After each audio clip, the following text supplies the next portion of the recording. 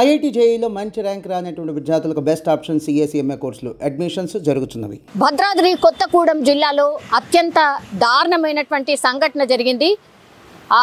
అక్కడ జూలూరుపాడుకు సంబంధించిన పిఎస్ పరిధిలో ఎస్ఐగా పనిచేస్తున్నటువంటి రాణా ప్రతాప్ భార్య రాజేశ్వరి ఈరోజు జూలూరుపాడులోనే పురుగుల మందు తాగి ఆత్మహత్య చేసుకుంది.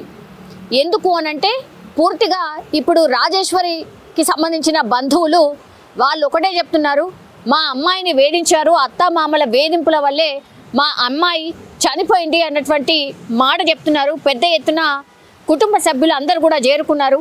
రాణా ప్రతాప్ని కావచ్చు, అట్లాగే వాళ్ళ తల్లిదండ్రుల మీద పెద్ద ఎత్తున ఆరోపణలు కూడా చేస్తున్నారు. యాక్చువల్లీ ఇప్పుడు ఈ రాణా ప్రతాప్ అండ్ రాజేశ్వరి దంపతులకు 2 చిన్న పిల్లలు కూడా ఉన్నారు. పాపం అల్లారం ముద్దుగా అమ్మా నాన్నల దగ్గర పెరగాల్సినటువంటి పిల్లలు ఇట్లా అత్తా మామల వేధింపుల వల్ల చనిపోయినట్టుగా ఇప్పుడు రాజేశ్వరికి సంబంధించిన బంధువులు అయితే పెద్ద ఎత్తున ఆందోళన చేయడమే కాదు, వాళ్ళ మీద అంటే ఈ రాణా ప్రతాప్కి సంబంధించిన అత్తా మామల మీద దాడి చేసే ప్రయత్నం కూడా చేసినటువంటి సిచ్యువేషన్. ఒక్కసారిగా ఉద్రిక్త వాతావరణం అయితే నెలకొంది. జూలూరుపాడు పిఎస్కి సంబంధించిన ఎస్ఐ అంటే మనకు తెలుసు విధులు ఎట్లా ఉంటాయి, వాళ్ళ శాలరీస్ ఎట్లా ఉంటాయి, వాళ్ళ హోదా ఎట్లా ఉంటుంది మనందరికీ తెలిసిందే.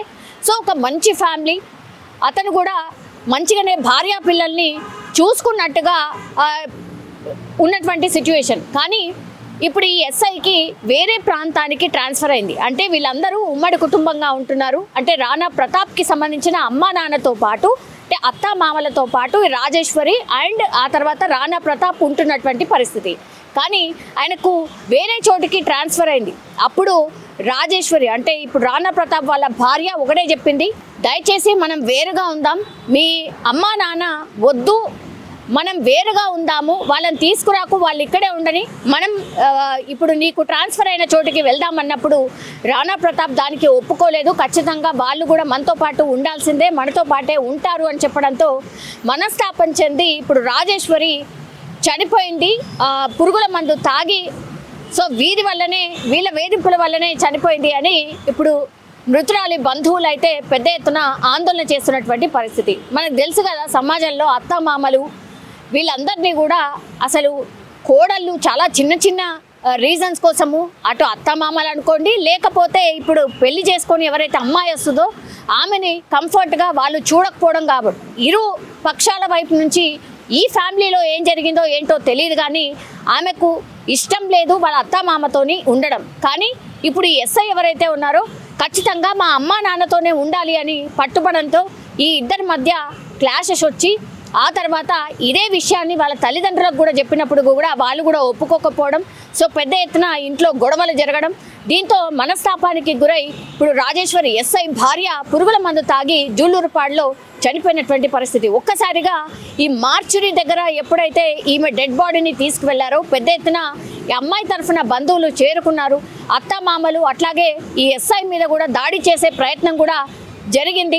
సో దీంతో ఇప్పుడు ఎస్ఐ అట్లాగే వాళ్ళ ఫ్యామిలీ మెంబర్స్ అందరి మీద కూడా వీళ్ళు కేసు ఫైల్ చేసిండ్రు, వీళ్ళే దగ్గరుండి మా అమ్మాయిని చంపేశారు అనేటువంటిది చెప్పడమే కాకుండా వీళ్ళ పిల్లల భవిష్యత్తు ఏంటి, చిన్న పిల్లలు అనవసరంగా గొడవలు పెట్టుకొని ఎటు కాకుండా చేసిండ్రు, మా అమ్మాయిని అన్యాయం చేసిండ్రు, ఆమె కోరింది ఏంటి, మీ అమ్మా నాన్నల్ని ఇక్కడే ఉంచు, మనము నీకు ఎక్కడికైతే ట్రాన్స్ఫర్ జరిగిందో అక్కడికి వెళ్ళి వెళ్దామని కోరడం అది ఎట్లా తప్పవుతుంది, వీళ్ళు వేధించారు, వీళ్ళతో ఇష్టం లేదు కాబట్టే ఆమె అట్లా కోరింది, అందులో తప్పేముంది అని అమ్మాయి తరఫు బంధువులు అయితే ఆరోపిస్తున్నటువంటి సిచ్యువేషన్ అయితే కనిపిస్తోంది.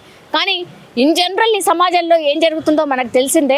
అత్తామామలతోని ఉండడానికి ఏమాత్రం కూడా కోడళ్ళు ఇష్టపడడం లేదు. అట్లాగే అత్తామామలు కూడా కోడల్ని కోడల్లాగానే చూస్తున్నారు కానీ బిడ్డలాగా చూడట్లేదు అనేది కూడా పెద్ద ఎత్తున వాదన అయితే వినిపిస్తోంది. ఈ ఇన్సిడెంట్లో ఈ పర్టికులర్ కేసులో ఏమైందో తెలియదు, కానీ ఇప్పుడు అత్తామామలతోని ఉండడం ఇష్టం లేకనే ఇప్పుడు ఈ రాజేశ్వరి ఎస్ఐ భార్య చనిపోయినట్టుగా ప్రస్తుతం అయితే మనకైతే అర్థమవుతోంది. అండ్ వీళ్ళందరి మీద కూడా కేసు ఫైల్ చేసిండ్రు అమ్మాయి తరఫు బంధువులు. అట్లాగే ఎస్ఐని కూడా కొన్ని డేస్ పాటు అంటే ఈ కేసుని ఎదుర్కొంటున్నాడు కాబట్టి కొన్ని డేస్ పాటు ఆయన డ్యూటీకి రాకుండా ఈ కేసుని ఎదుర్కొనే అవకాశం అయితే కనిపిస్తోంది. కానీ ఒక్కసారిగా భద్రాద్రి కొత్తగూడెం జిల్లాలో జూలూరుపాడికి సంబంధించిన ఎస్ఐ ఏకంగా ఎస్ఐకి సంబంధించిన భార్యనే పురుగుల మందు తాగి చనిపోవడంతో ఒక రకంగా కలకలం అయితే క్రియేట్ అయింది అని చెప్పొచ్చు. కానీ పాపం వాళ్ళిద్దరి చిన్నారులు ఏ తప్పు చేసిండ్రు, లాస్ట్కి వస్తే ఆ చిన్నారులు మాత్రం అమ్మలేని అనాథలుగా మారిపోయినటువంటి సిచ్యువేషన్ అయితే కనిపిస్తోంది.